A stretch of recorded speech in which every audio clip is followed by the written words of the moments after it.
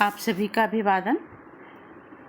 पिछले काफ़ी समय से हम अभिज्ञान शाकुंतलम का अध्ययन कर रहे हैं। स्नातक द्वितीय वर्ष के द्वितीय प्रश्न पत्र में अभिज्ञान शाकुंतलम आपके पाठ्यक्रम का अंग है। इसका प्रथम अंक का अध्ययन हम समाप्त कर चुके हैं और आज से हम द्वितीय अंक का प्रारंभ करेंगे। जहाँ प्रथम अंक समाप्त हुआ वहाँ शकुंतला, अनसुया और प्रेमवदा के साथ राजा दुष्यंत के साथ उसका परिचय होता है, अर्थात उन तीनों स्त्री पात्रों का राजा दुष्यंत के साथ परिचय होता है और परस्पर वार्तालाप के पश्चात वन्य हाथी के आश्रम में प्रवेश करने का वृत्तांत आता है और उसके बाद घबराहट के साथ वे सभी उठ खड़े होते हैं और जो शकुंतला, अनसुया और प्रेमवदा हैं वो अपनी कुटिया में चले जाते हैं और राजा दुष्यंत वापस लौटकर अपने शिविर में आ जाता है। यहाँ प्रथम अंक का कथानक समाप्त होता है।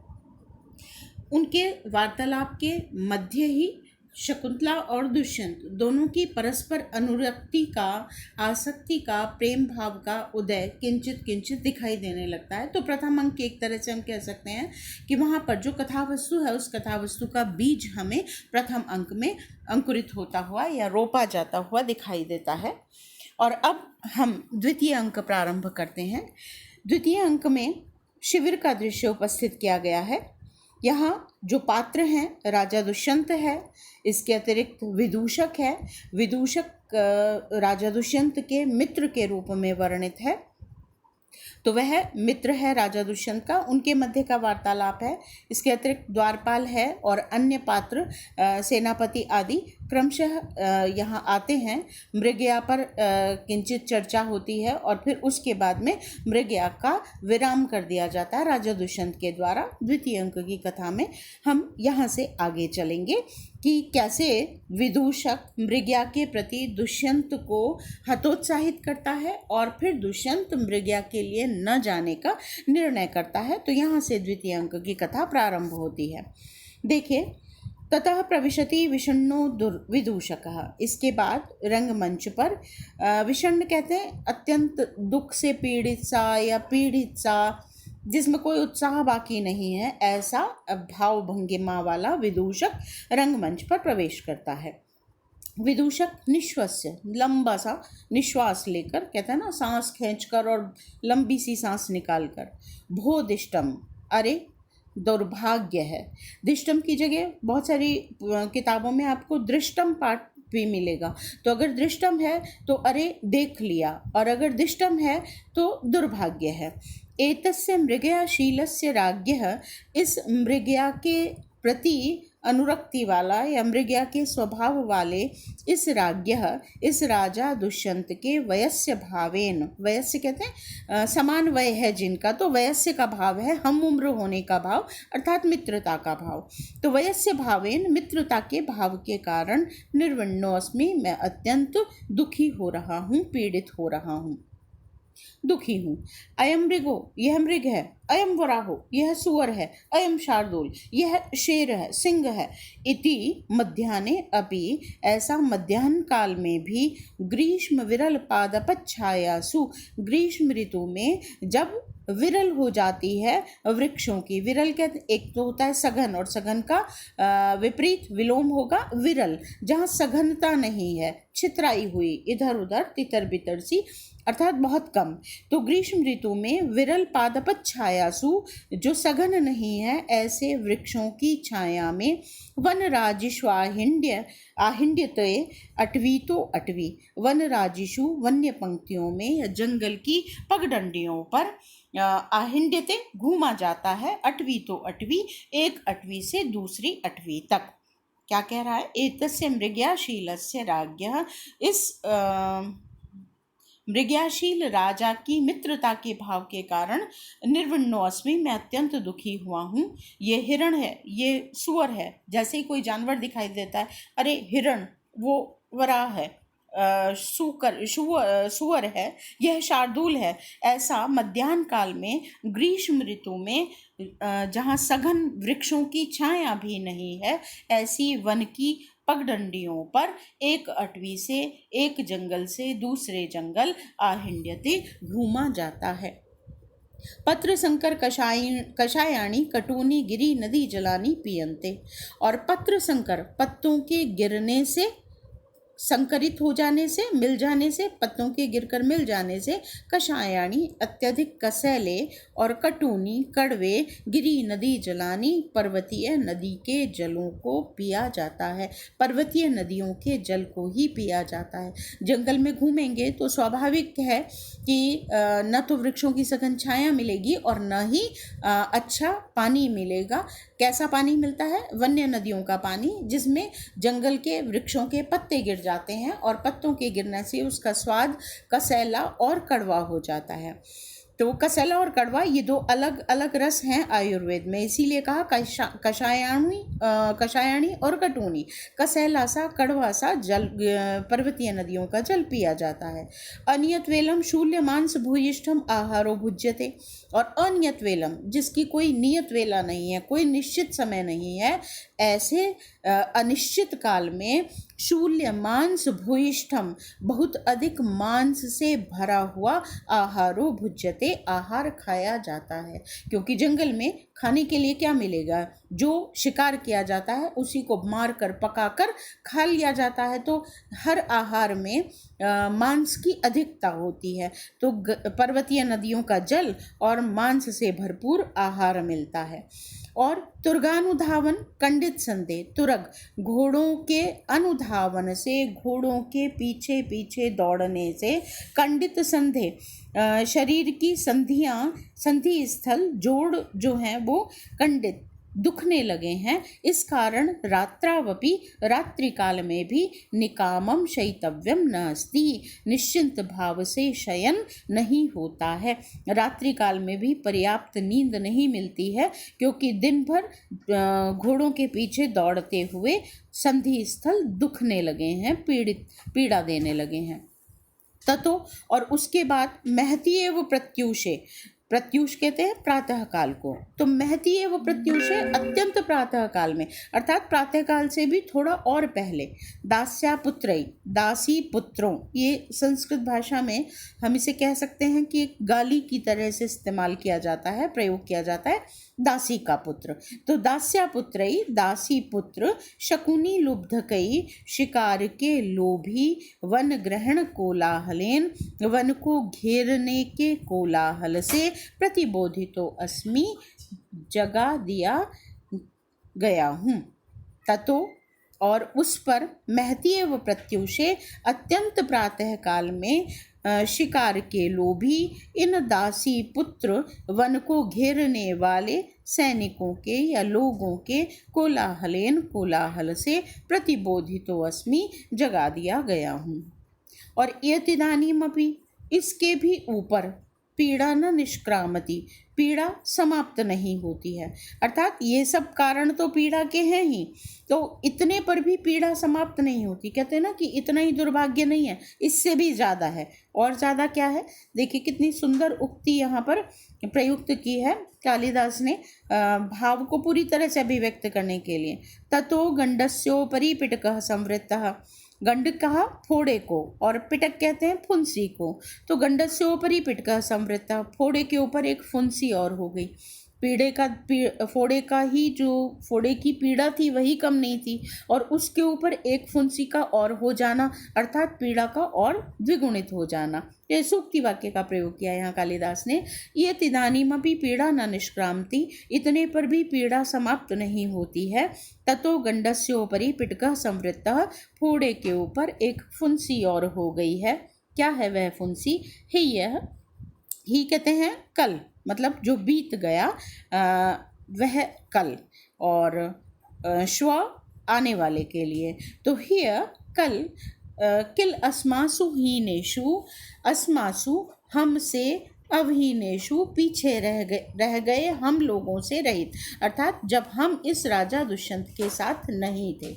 हिय कल अस्मासु हीनेषु, हमसे रहित, तत्र भवतः, उन राजा दुष्यंत ने, मृगानुसारेण आश्रम पदम प्रविष्टस्य, मृग का अनुसरण करते हुए, मृग का पीछा करते हुए, आश्रम पदम प्रविष्टस्य, आश्रम स्थान में प्रविष्ट हुए, तत्र भवतः, उन राजा दुष्यंत ने, तापस कन्यका शकुंतला, वह तपस्वी कन्या शकुंतला मम अधन्यतया दर्शिता, मेरी अधन्यता से, मेरे दुर्भाग्य से दर्शिता, देख ली।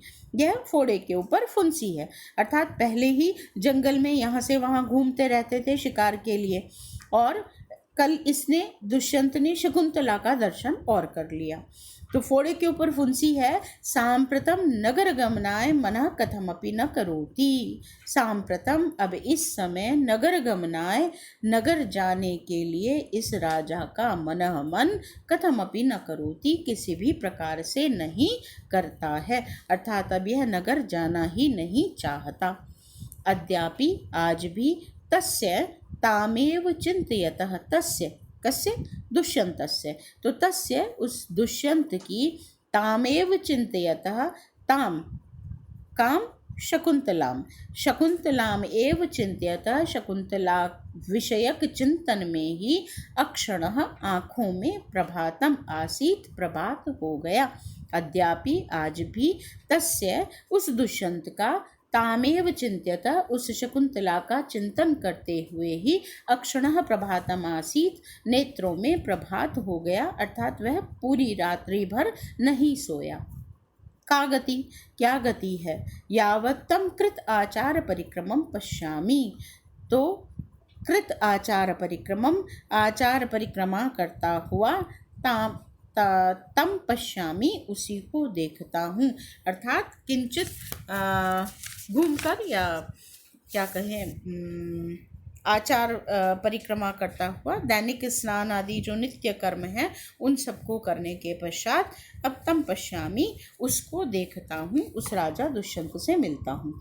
इति परिक्रम में अवलोक्य च, ऐसा कहकर घूमता है और देखता है। एष बाणासन हस्ताभिर्यवनीभिर वन पुष्पमाला धारिणीभिः परिवृत इतेवागच्छति प्रियवयस्यः। एष, यह, बाण आसन हस्ताभि, बाण का आसन, बाण का आसन क्या होता है, धनुष, तो बाणासन, धनुष को हस्ताभि, हाथों में लिए हुए, यवनी भी, यवनियों से, और यवनियाँ कैसी, वन पुष्प माला धारणे भी, वन्य पुष्पों की माला को धारण किए हुए यवनियों से परिवृत्त, घिरा हुआ, प्रियवयस्य, प्रियमित्र दुष्यंत, इतेवागच्छति, इधर की ओर ही आ रहा है। भवतु, ठीक है, अंग भंग विकलेव भूत्वा, अंगों को भंग करके व्याकुल हुआ सा, अंग भंग की व्याकुलता से युक्त हुआ सा, भूत्वा, होकर, स्थास्यामि, खड़ा हो जाता हूँ। यदि एवं अपि नाम विश्रामम लभे, यदि इसी बहाने से विश्राम मिल जाए, यदि एवं अपि, इस प्रकार से भी, विश्रामम लभे, विश्राम मिल जाए तो बहुत हो, इसलिए अंग भंग विकलिव भूत्वा, अंगों को टेढ़ा करके व्याकुल सा होकर, स्थास्यामि, खड़ा हो जाता हूँ। इति दंडकाष्ठम अवलंब्य स्थितः, ऐसा कहकर दंड जो उसके हाथ में है, लकड़ी का जो डंडा है, उसका अवलंब लेकर, आश्रय लेकर या सहारा लेकर स्थित खड़ा हो जाता है। ततः प्रविशति यथा निर्दिष्ट परिवारो राजा, ततः तब रंगमंच पर, यथा निर्दिष्ट परिवारो, जैसा परिवारजन, अर्थात जैसे परिजन सेवक आदि का वर्णन किया गया है, वैसे ही परिवार के साथ राजा रंगमंच पर प्रविशति, प्रवेश करता है। राजा आत्मगतम, अपने मन में चिंतन कर रहा है, सोच रहा है, क्या कहता है, कामम प्रिया न सुलभा, मनस्तु तद्भाव दर्शनाश्वासी, अकृतार्थे अपि मनसिजे रतिम उभय प्रार्थना कुरुते। कामम, भले ही, प्रिया, सुलभा न, वह प्रिया शकुंतला, सुलभा न, सुलभ नहीं है, आसानी से प्राप्त होने योग्य नहीं है। मनस्तु, तू, किंतु, मनः, मेरा मन, तद्भाव दर्शन, उस शकुंतला के भावों का दर्शन करते हुए, आश्वासी, आश्वस्त है। यहाँ बहुत सी पुस्तकों में आपको आश्वासी के स्थान पर आयासी पाठ भी मिलेगा। तद्भाव दर्शन आयासी, तो वहाँ आयासी यदि पाठ मिलेगा तो उस आयासी का तात्पर्य होगा कि देखने के लिए आयासी प्रयास से युक्त है। मनः तो किंतु मेरा मन तद्भाव उस शकुंतला के दर्शन के लिए या उस शकुंतला के भावों के दर्शन के लिए, भावों को देखने के लिए आयासी, आयासित है, लालायित है या प्रयत्न पूर्वक देखना चाहता है। और यदि आश्वासी पाठ है तो उसका तात्पर्य होगा कि तद्भाव दर्शन, उस शकुंतला के भावों का दर्शन करते हुए आश्वासी आश्वस्त है। अकृतार्थे अपि मनसिजे, मनसिजे मनसिज, मनसिज कहते हैं कामदेव को, तो मनसी जायते इति मनसिज, जो मन में उत्पन्न होता है। यहाँ एक अंतरकथा छोटी सी आपको पता ही है, भगवान शंकर ने काम का दहन किया था, काम का दहन किया था। शंकर भगवान समाधिस्थ थे और जो राक्षस तारकासुर था उसका उत्पात बढ़ता चला जा रहा था। और जब सभी देवतागण एकत्रित होकर ब्रह्मा के पास गए और उनसे प्रार्थना की तो उन्होंने कहा कि केवल शिव का पुत्र ही इस तारकासुर का वध करने में सक्षम है, इसलिए शिव को समाधि से उठाना ही एकमात्र उपाय है, अन्य कोई उपाय नहीं है। तो उसके लिए फिर उन्होंने काम से प्रार्थना की, कामदेव से, कि तुम शंकर की समाधि को भंग करो। तो कामदेव यद्यपि उसका परिणाम जानता था, लेकिन फिर भी तारकासुर से अपनी और देवताओं की रक्षा करने के लिए उसने सर्वत्र काम का साम्राज्य उत्पन्न किया। और तब भगवान शंकर की समाधि भंग हुई। और जैसे ही समाधि उनकी भंग हुई और उन्होंने समस्त सृष्टि को अत्यंत काममय देखा, तो उनका जो तीसरा नेत्र था वो एकदम से खुला और कामदेव पर पड़ा और कामदेव का शरीर भस्म हो गया। तब काम की पत्नी रति ने शंकर से प्रार्थना की और विलाप करते हुए उनसे प्रार्थना की। तब भगवान शंकर ने उन्हें आश्वस्त किया कि द्वापर में जब कृष्ण अवतार लेंगे तब कृष्ण के पुत्र प्रद्युम्न के रूप में तुम काम को पुनः प्राप्त करोगी और अब भी काम अशक्त नहीं रहेगा। वह सशरीर तो नहीं होगा लेकिन उसका साम्राज्य होगा, उसकी सत्ता रहेगी। इसीलिए उनका नाम पड़ा अनंग, जिनके अंग नहीं है अर्थात शरीर नहीं है, ऐसा कामदेव। और कामदेव को पंचानन भी कहते हैं, जिस पंच बाण वाला भी कहते हैं, जिनके 5 बाण हैं, या फिर मनसिज भी कहा जाता है, जो मन में उत्पन्न होता है, शरीर जिसका नहीं है, साक्षात सत्ता नहीं है, लेकिन मन में जो जन्म लेता है। तो मनसिजे, मनसिज के कामदेव के अकृतार्थे अपि, अकृतार्थ होने पर भी, अर्थात काम यद्यपि सफल नहीं हुआ, कृतकृत्य नहीं हुआ, धन्य नहीं हुआ, तब भी रतिम उभय प्रार्थना कुरुते, उभय प्रार्थना, दोनों की जो प्रार्थना है, दोनों की जो परस्पर अभिलाषा है, कामना है, वह रतिम कुरुते, रति को, सुख को उत्पन्न करती है। कामम भले ही प्रिया सुलभा न, प्रिया शकुंतला सुलभ नहीं है।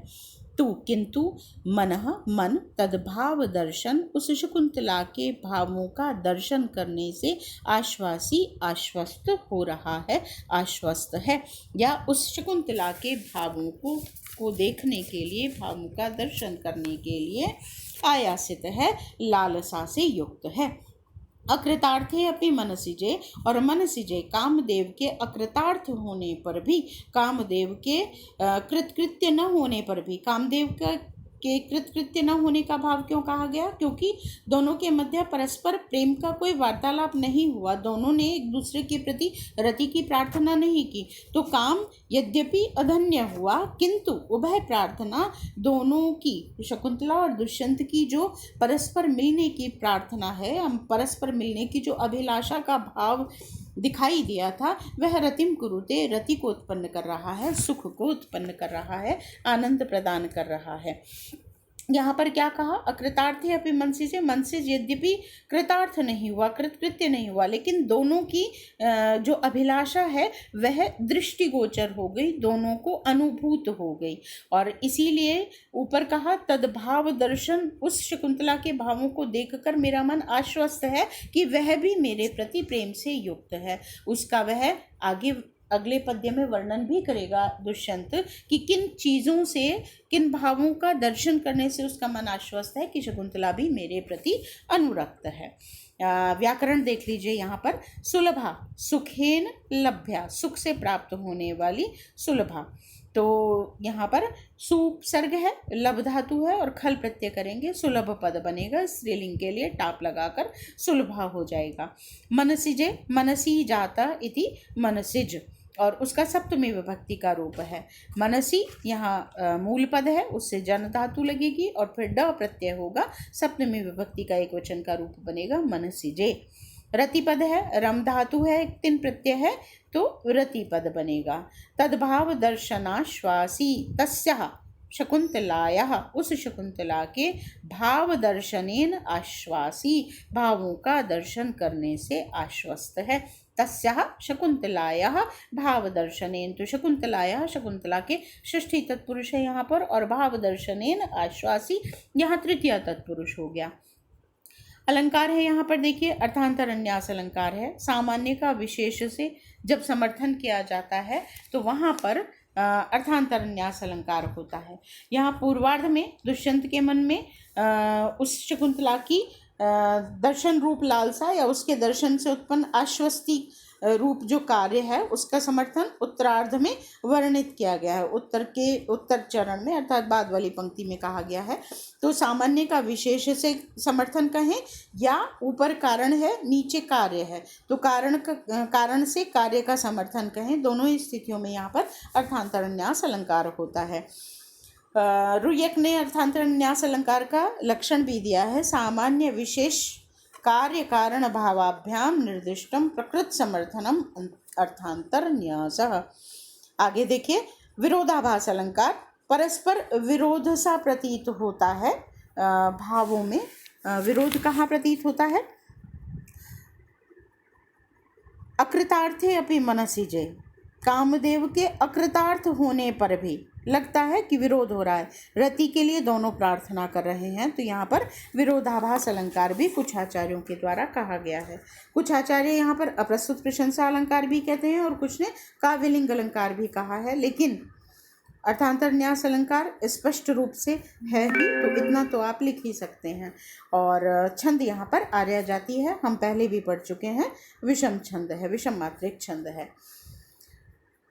राजा अपने मन में सोच रहा था यह भाव, और फिर स्मितम कृत्वा, मुस्कुराता है। अपने मन में भी अनेकशः ऐसा होता है कि हम अपने मन में ही कुछ गुनगुन रहे होते हैं और फिर हमारे चेहरे पर मुस्कुराहट आ जाती है। ऐसे ही राजा के चेहरे पर भी मुस्कुराहट आ गई है, तो स्मितम कृत्वा, मुस्कुराकर, एवं आत्माभिप्राय संभावित इष्टजन चित्तवृत्ति प्रार्थयिता विडम्ब्यते, एवं इस प्रकार से आत्माभिप्राय, अपने अभिप्राय से, जैसा मैं चाहता हूँ वैसा ही, इष्टजन चित्त वृत्ति, मेरे प्रिय व्यक्ति के चित्त की वृत्ति भी संभावित करता हुआ, प्रार्थयिता, संभावना का की प्रार्थना करता हुआ या उसकी कामना करता हुआ जो कामी व्यक्ति है वह विडम्ब्यते, उपहास का पात्र बनता है। क्या कहने का भाव है कि जो कामी व्यक्ति है वह जैसे खुद के मन के भाव हैं वैसे ही भाव सामने वाले व्यक्ति के भी परिकल्पित कर लेता है, और यही परिकल्पना उसे उपहास का पात्र बना देती है। तो राजा अपने मन में सोच रहा है कि क्योंकि मैं अनुराग की अनुभूति कर रहा हूँ, इसलिए मैं एक कल्पना कर रहा हूँ कि शकुंतला भी मेरे प्रति अनुरक्त है। तो यह जो प्रवृत्ति है यह वस्तुतः उपहास का कारण भी बन सकती है। उसी बात को कहा, एवं इसी प्रकार से आत्माभिप्राय, अपने अभिप्राय से इष्टजन के चित्त की वृत्ति का संभावना करने वाला जो प्रार्थयिता है, कामी व्यक्ति है, वह विडम्ब्यते, उपहास का पात्र बनता है। स्निग्धं वीक्षितम् अन्यतोऽपि नयने यत् प्रेरयन्त्या तया यातं यच्च नितम्बयोर्गुरुतया मन्दं विलासादिव मा गा इति उपरुद्धया यदपि सा सासूयम् उक्ता सखी सर्वं तत् किल मत्परायणम् अहो कामी स्वताम पश्यति। मैंने बताया था आपको पिछले पद्य में कि अगले पद्य में वर्णन करेगा राजा कि शकुंतला के किन भावों से वह अपने प्रति अनुराग की कामना कर रहा है या परिकल्पना कर रहा है। क्या कहता है देखिए, स्निग्धम वीक्षितम अन्यतो अपि नयने यत् प्रेरयन्त्या तया तया, उस शकुंतला के द्वारा अन्यतो अन्य स्थानों पर, अन्य विषयों पर, नयने प्रेरयन्त्या नेत्रों को प्रेरित करते हुए, नेत्रों को डालते हुए, अपि भी स्निग्धम वीक्षितम, मुझे या मेरे प्रति स्निग्धतापूर्वक वीक्षितम देखा गया। यहाँ पर प्रेरयन्त्या की जगह बहुत से किताबों में आपको प्रेषयन्त्या पाठ भी मिलेगा। बात एक ही है, अपनी दृष्टि को अन्य विषयों की ओर प्रेरित करते हुए अर्थात डालते हुए, अथवा अपनी दृष्टि को, अपने नेत्रों को अन्य विषयों की ओर प्रेषित करते हुए, भेजते हुए। देखने के क्रम में व्यक्ति किसी भी एक चीज़ पर दृष्टि डाल रहा है और वहाँ से हटाकर वह दूसरी वस्तु पर दृष्टि डालता है, और इस मध्य शकुंतला दुष्यंत को देखती है। तो वह जो क्षण मात्र का उसका देखना है, उस भाव की कल्पना यहाँ दुष्यंत कर रहा है।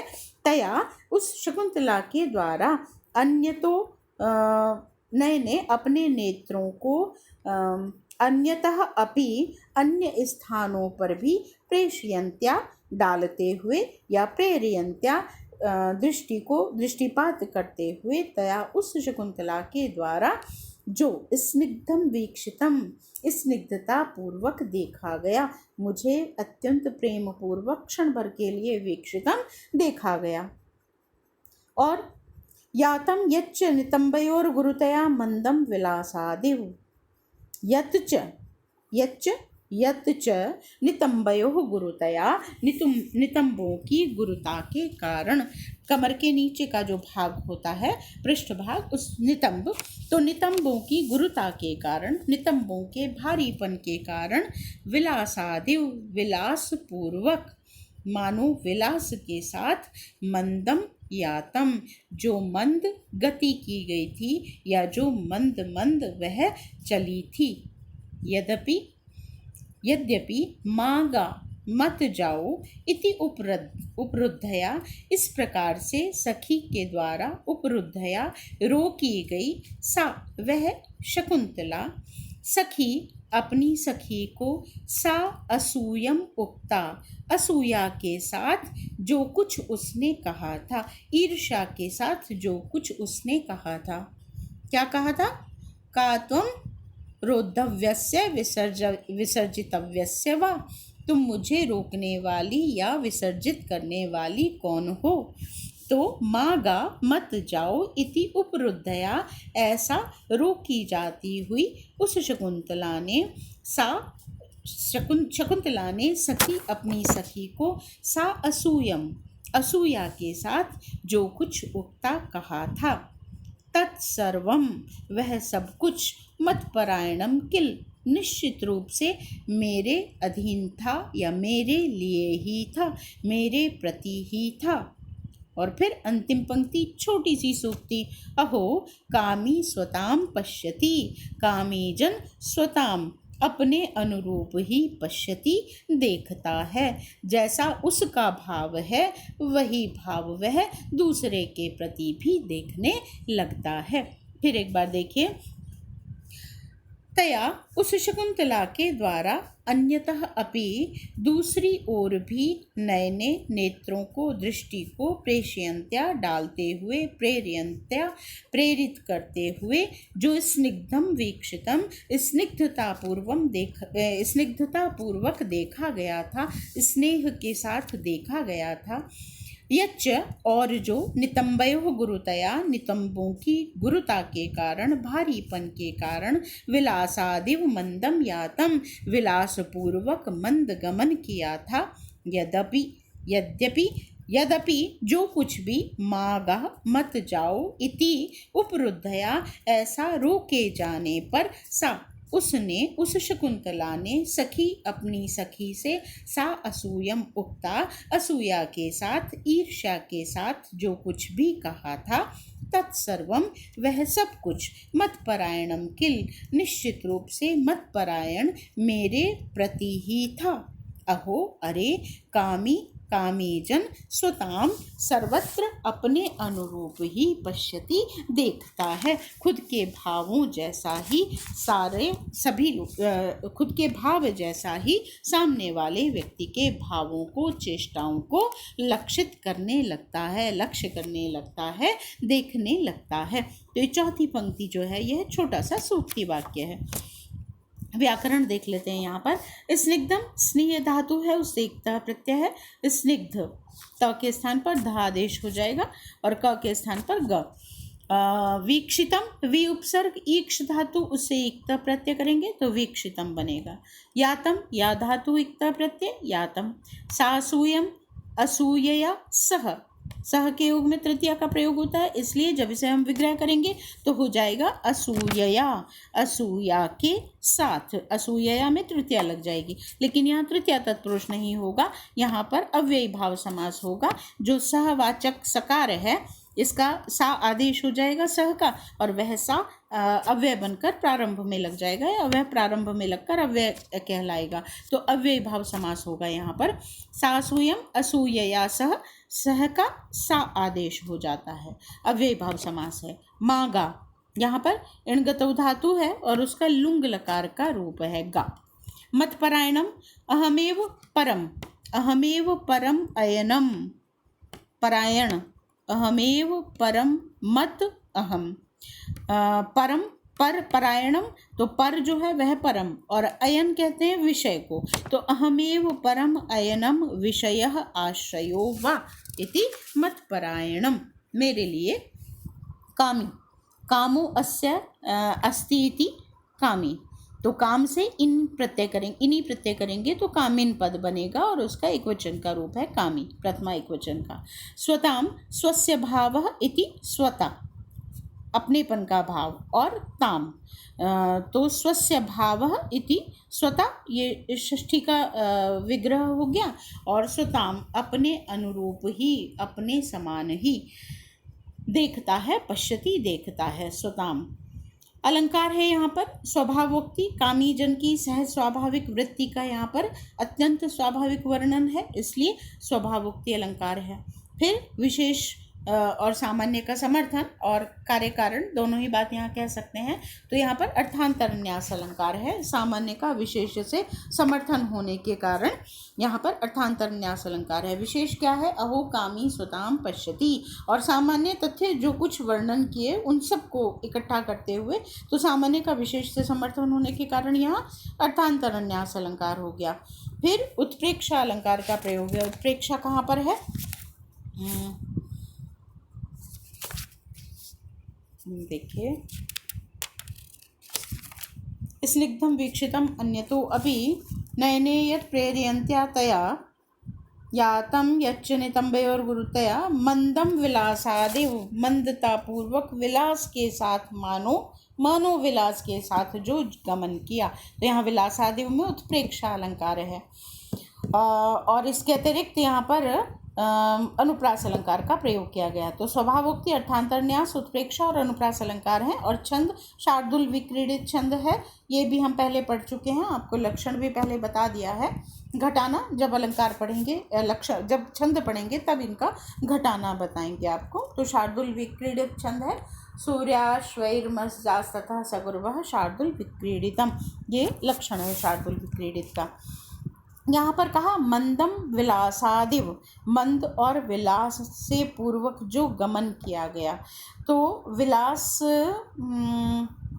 हाव भाव और नाट्यशास्त्र का विषय बहुत विस्तृत है, उसमें सब कुछ सारे आंगिक और जो वाचिक अभिनय हैं और जो भाव हैं और नायिका के जो अलंकार हैं, अलंकारों का मतलब आभूषण नहीं, जो हाव भाव हेला माधुर्य आदि जो भाव हैं उन सब का, नायक के भावों का बहुत विस्तार से नाट्यशास्त्र में वर्णन किया गया है। तो वहाँ पर नायिका का एक भाव विलास भी आता है। उस विलास का लक्षण अगर आप देखें तो यो वल्लभासन वल्लभासन्न गतो विकारो गत्यासनस्थान विलोकन आदौ। प्रियतम के निकट जाने का जो विकार, निकट जाने पर जो विकार का भाव उत्पन्न होता है या उसके आसन स्थान आदि को देखकर जो भाव उत्पन्न होता है वह विलास है। तो इस विलास शब्द से यहाँ पर राजा दुष्यंत की जो शकुंतला विषयक आसक्ति की परिकल्पना है उसे पोषण मिलता है, पुष्टि होती है कि वह अपने अनुरूप यानी काम भाव से युक्त शकुंतला को देख रहा है। उसकी गति में जो विलास था वह ध्वनित कर रहा है उसके अनुराग को। इस विलास के लक्षण से ये बात सिद्ध होती है।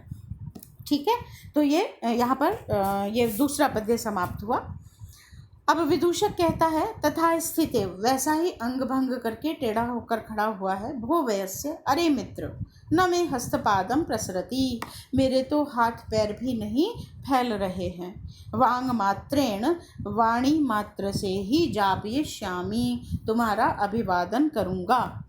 जयतु भगवान, आपकी जय हो, आपकी जय हो। राजा के समक्ष प्रणाम करते हुए झुककर अभिवादन किया जाता था। तो विदूषक ने तय कर लिया था कि वह अपने अंगों को टेढ़ा मेढ़ा करके खड़ा होगा और कहेगा कि मेरे तो हाथ पांव ही नहीं चल रहे, इसलिए मैं आज मृग्या के लिए नहीं जाऊंगा। उसी बात को कह रहा है, वांग मात्रेण, वाणी मात्र से ही जापयिष्यामि, तुम्हारा अभिवादन करूंगा। आपकी जय हो, जय हो। राजा सस्मितम, मुस्कुराकर, कुतोयम गात्रोपघाता, ये गात्रों का उपघात कैसे, अंग कैसे टेढ़े मेढ़े हो गए, या आप कैसे टेढ़े मेढ़े कैसे खड़े हुए हैं। विदूषक, कुतः किल स्वयं अक्ष आकुलीकृत्य अश्रु कारणम पृच्छसि। अरे कुतः किल, कहाँ से, मतलब स्वयं, आप स्वयं ही अक्षा, मेरी आँखों में आकुलीकृत्य, व्याकुल करते हुए, मेरे नेत्रों को व्याकुल करते हुए या मेरे नेत्रों में उंगली डालकर, अश्रु कारणम पृच्छसि, आंसुओं का कारण पूछ रहे हैं। आपने स्वयं मेरी आँख में उंगली डाली और अब पूछ रहे हैं कि आंसू क्यों आ रहे हैं। राजा, न खलु अवगच्छामि, मैं समझ नहीं पा रहा आप क्या कहना चाहते हैं। विदूषक, भो वयस्य, अरे मित्र, यद वेतसः, जो बेत का पेड़ या बेत का वृक्ष या बेत का झाड़, कुब्ज लीलाम विडम्बयति, कुबड़े होने की लीला करता है, तत्किम आत्मना प्रभावेन, क्या वह अपने प्रभाव से करता है, अपनी इच्छा से करता है। ननु नदी वेगस्य, अथवा नदी के वेग से। नदी के किनारों पर बड़े बड़े बांस के झाड़ लगे होते हैं। बांस भी कैसा होता है, लचीला पेड़ होता है बिल्कुल, और बांस जब काट कर सुखा लिया जाता है तो वह जिसका हम दंड बनाते हैं, दंड देखते हैं, वो हो जाता है कठोर। लेकिन जब वह पेड़ के रूप में होता है तो हरा होता है और खाया भी जाता है। बहुत सारे स्थानों पर आम बांस का अचार भी बनाया जाता है। तो हरा जब वो होता है तो बहुत लचीला होता है, गन्ने का जैसा या उससे भी ज़्यादा लचीला होता है, लगभग गन्ने जैसा। तो वह नदी के मुहाने पर होता है और जब जल वेग से बहता है तो वह जो बांस का पेड़ है वह अपने आप को बचाने के लिए, या यूं कहो नदी के वेग से, जल के प्रवाह से, जल की धारा के साथ मुड़ जाता है, टेढ़ा हो जाता है। जिस दिशा में जल बह रहा है उसी दिशा में उसके पत्ते हो जाते हैं और वह टेढ़ा हो जाता है। तो उस टेढ़ेपन की क्रिया को कह रहा है विदूषक यहाँ, कुब्ज लीलाम, कुबड़ेपन की जो प्रक्रिया है उस प्रक्रिया का यदि वह पात्र बनता है तो क्या अपने प्रभाव से बनता है, अपनी मर्जी से करता है वह ऐसा, या नदी का वेग उसमें कारण है। तो राजा कहता है, नदी वेग ननु नदी वेगस्तत्र कारणम, द्विरुक्ति हो गई है, यहाँ पर 2 बार लिख दिया गया है। तो नदी वेगस्तत्र कारणम, नहीं, उसमें तो नदी का वेग ही कारण है, अपनी इच्छा से थोड़ी झुकना चाहता है बांस। तो विदूषक कहता है, ममापि भवान, सीधा सीधा आरोप है, ममापि, मेरे भी टेढ़े मेढ़े होने का कारण भगवान आप हैं। राजा, ननु कथमिव, वह कैसे। विदूषका, एवं राजकार्याणि उज्झित्वा, इस प्रकार से राज्य के कार्यों को त्याग कर, तादृशाकुल प्रदेशे, उस प्रकार के जंगली जानवरों से भरे हुए आकुल प्रदेश में, व्याकुल प्रदेश में या जंगली जानवरों से भरे हुए प्रदेश में, वंचर वृत्तिना, वनवासियों के जैसी वृत्ति वाले होकर, वनवासियों जैसी वृत्ति वाले, त्वया भवितव्यम, तुम हो गए हो, तुम वैसे वनचर वृत्ति वाले हो गए हो। और क्या कर दिया है, राज्य कार्यों को त्याग दिया है।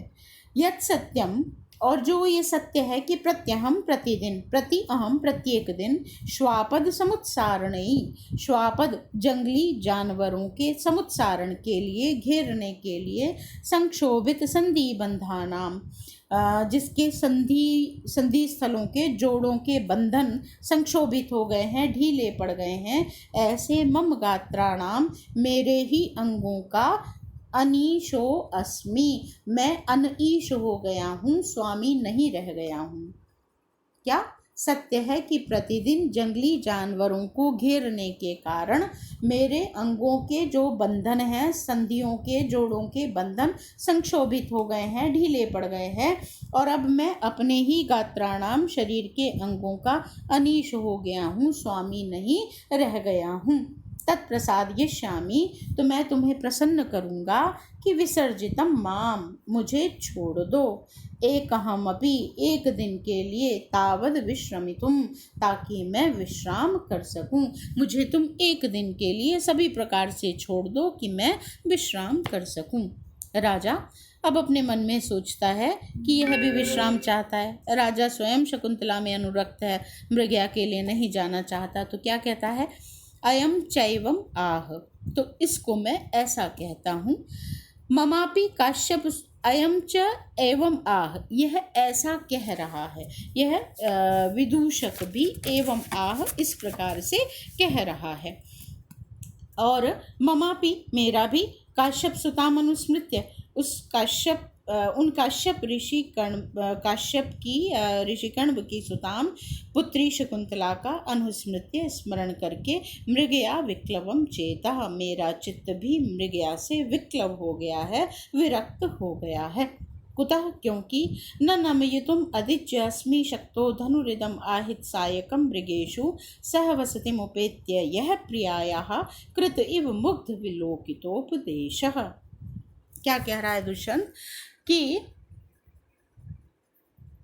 नमयितुम न शक्य, मैं समर्थ नहीं हूँ झुकाने में, चलाने में, किसको, अधिज्यम, अधिज्या, ज्या कहते हैं प्रत्यंचा को, तो चढ़ी हुई प्रत्यंचा वाले, जिस पर प्रत्यंचा चढ़ी हुई है ऐसे, और आहित सायकम, जिस पर सायक बाण को भी आहित रख दिया गया है, चढ़ाया हुआ है, ऐसे इदम धनु, इस धनुष को, मृगेषु, मृगों के प्रति, नमयितुम, झुकाने में, चलाने में, न शक्तः अस्मि, मैं समर्थ नहीं हूँ, मैं शक्तिमान न अस्मि, नहीं हूँ। अस्मि उत्तम पुरुष, प्रथम उत्तम पुरुष एक वचन का रूप है, अस्मि, मैं समर्थ नहीं हूँ। तो अधिजम, चढ़ी हुई प्रत्यंचा वाले, और आहित सायकम, जिस पर बाण भी चढ़ा दिया गया है, ऐसे इदम धनु, इस धनुष को मृगेषु, हिरणों पर, नमयितुम, झुकाने के लिए, चलाने के लिए, न शक्तः अस्मि, समर्थ नहीं हूँ। यह जिन्होंने, जिन हिरणों ने, प्रियायाः, प्रिया शकुंतला को, सहवसतिम, साथ निवास करते हुए, या सहवसतिम उपेत्य, प्रियायाः, प्रिया शकुंतला के सहवास को उपेत्य, प्राप्त करके, मुग्ध विलोकितोपदेशः, मुग्धतापूर्वक विलोकित, देखने का, उपदेशः कृतः इव, मानो उपदेश दिया है। यह जिन मृगों ने प्रियायाः, प्रिया शकुंतला के, सहवसतिम उपेत्य, सहवास को, प्रिया शकुंतला के साथ रहने के भाग्य को, या रहने के सौभाग्य को, उपेत्य, प्राप्त करके, मुग्ध विलोकितोपदेशः, इव, मानो मुग्धतापूर्वक देखने का उपदेश, कृतः, सिखाया है, दिया है। तो मैं उन मृगों पर, जिन्होंने प्रिया शकुंतला को मुग्धता से देखना सिखाया है, उन मृगों पर अब मैं अपने बाण चलाने में सक्षम नहीं हूँ। कितना सुंदर यहाँ पर वर्णन किया है उसने अपने भाव का, कि शकुंतला के सौंदर्य का वर्णन नहीं किया, उसने कहा हिरणों का, और हिरणों के माध्यम से शकुंतला का कथन कर रहा है कि वह हिरणों की तरह मुग्धतापूर्वक देखती है, उसका जो भाव है, वो भोलापन, वो मुग्धता, वह आकर्षक है, और मानो उसका उपदेश हिरणों ने ही शकुंतला को दिया है। फिर देखिए एक बार, अधिज्यम चढ़ी हुई प्रत्यंचा वाले और आहित सायकम चढ़े हुए बाण वाले इदम धनु, इस धनुष को मृगेशु मृगों पर नमयितुम झुकाने के लिए या चलाने में न शक्तः अस्मि, मैं समर्थ नहीं हूँ। यह जिन मृगों ने प्रियायाः सहवसतिम उपेत्य, प्रिया शकुंतला के सहवास को प्राप्त करके प्रिया शकुंतला के साथ रहते हुए मुग्ध विलोकितोपदेश, मुग्धतापूर्वक देखने का उपदेश कृतः एवं मानो किया है, मानो उसे मुग्धता से देखना सिखाया है। ठीक है, यहाँ पर